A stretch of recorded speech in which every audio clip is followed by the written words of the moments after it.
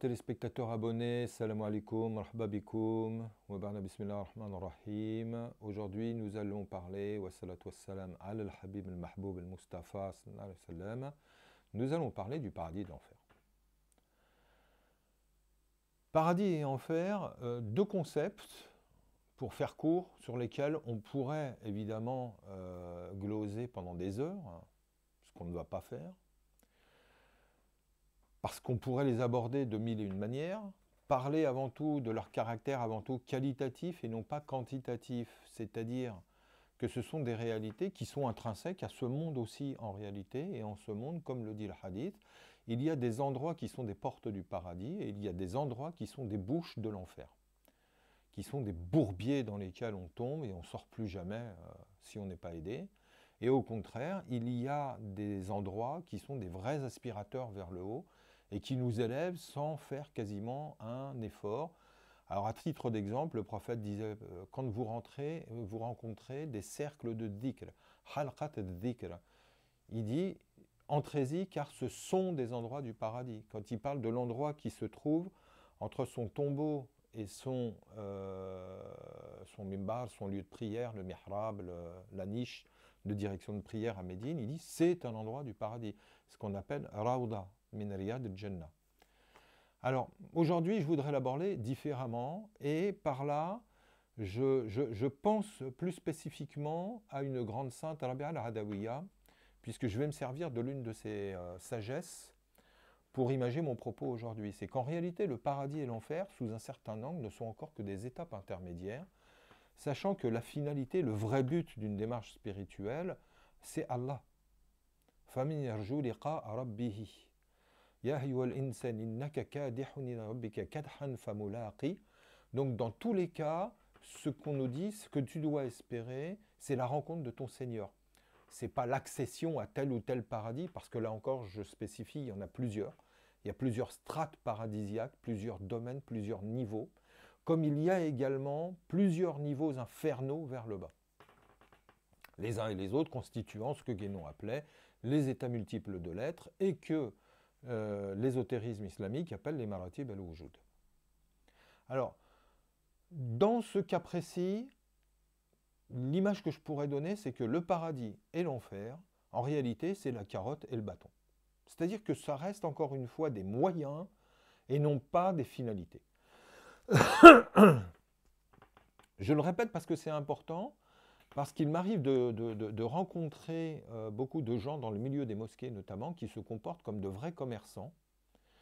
Et au lieu d'acheter un Coran, personnellement, je leur conseillerais plutôt d'aller ouvrir un registre de commerce, parce que dans tout ce qu'ils font, ils comptabilisent les hasanat, donc les bonnes actions, les récompenses que Dieu va leur donner. Et ils comptabilisent le nombre d'alcool qu'ils vont pouvoir s'empiffrer au paradis, puisqu'il y a un fleuve plein. Et surtout, toutes les belles petites vierges qu'ils vont pouvoir s'envoyer, comme si c'était une finalité en soi. Et comme si cette notion-là n'était tout simplement pas un symbolisme à prendre en réalité d'une façon beaucoup plus profonde qu'un rapport simplement charnel. Je rappelle qu'Omar Khayyam, par exemple, un très très grand saint de la Transoxiane, disait mais pensez-vous que le paradis est une taverne pour alcooliques et un bordel? J'utilise ces mots, ça reste un moyen. Le paradis comme l'enfer ne sont que des moyens et aucunement des fins. Et à cet effet, et pour conclure, donc, la grande sainte de Basra, Rabia al-Adawiya, un jour, se trouvant devant une assemblée, leur dit mais adorez Dieu pour Dieu. J'aimerais avoir un seau d'eau et un flambeau pour brûler le paradis et éteindre l'enfer, afin que votre adoration soit dépourvue de tout intérêt quelconque, que ce soit la crainte de l'enfer, qui est un intérêt, qui est celui d'échapper à une douleur, ou que ce soit l'espoir d'accéder au paradis et tous ses plaisirs, où là encore, c'est un intérêt, je dirais presque mondain, dans le sens où c'est un intérêt passionnel relevant de l'ego. En réalité, la seule chose que visait Rabia, c'était de mettre l'être dans une disposition capable d'adorer Dieu pour Dieu, de façon complètement désintéressée, c'est-à-dire de façon totalement libre, Hein, je reviens à mon viatique, tellement j'aime la liberté, vous l'avez compris. Mais le désintérêt est une des marques fondamentales de la liberté. J'en reparlerai plus précisément dans une vidéo consacrée à la liberté, car seul l'être humain est capable, et c'est ce qui fait partie de son essence primordiale, seul l'être humain est capable d'un geste complètement libre d'intérêt, donc désintéressé.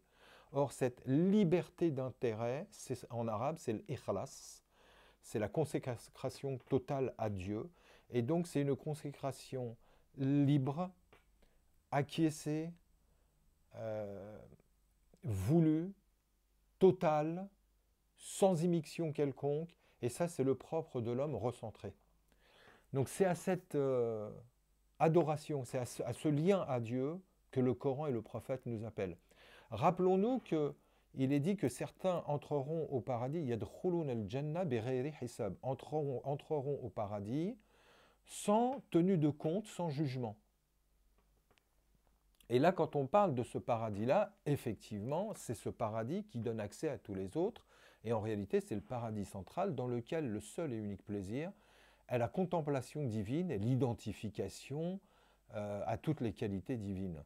Or, pour pouvoir entrer sans tenue de compte, sans jugement, il faut soi-même avoir vécu sans tenue de compte avec Dieu et sans commerce avec Dieu. Il y a toujours une notion d'action et de réaction concordante et il y a toujours une communauté de nature. Un effet est toujours de la même nature que sa cause. Donc l'effet consistant à pouvoir accéder à Dieu sans tenue de compte implique une vie dans laquelle on n'a pas aussi tenu de compte et on a donné sans compter, on a aimé sans compter, on a été à Dieu sans compter. Merci beaucoup de nous avoir suivis. Souhaitons-nous à tous cette voie d'élection que nos prédécesseurs ont parcouru, qui reste encore accessible aujourd'hui. Il suffit simplement de s'y engager avec les aptitudes voulues.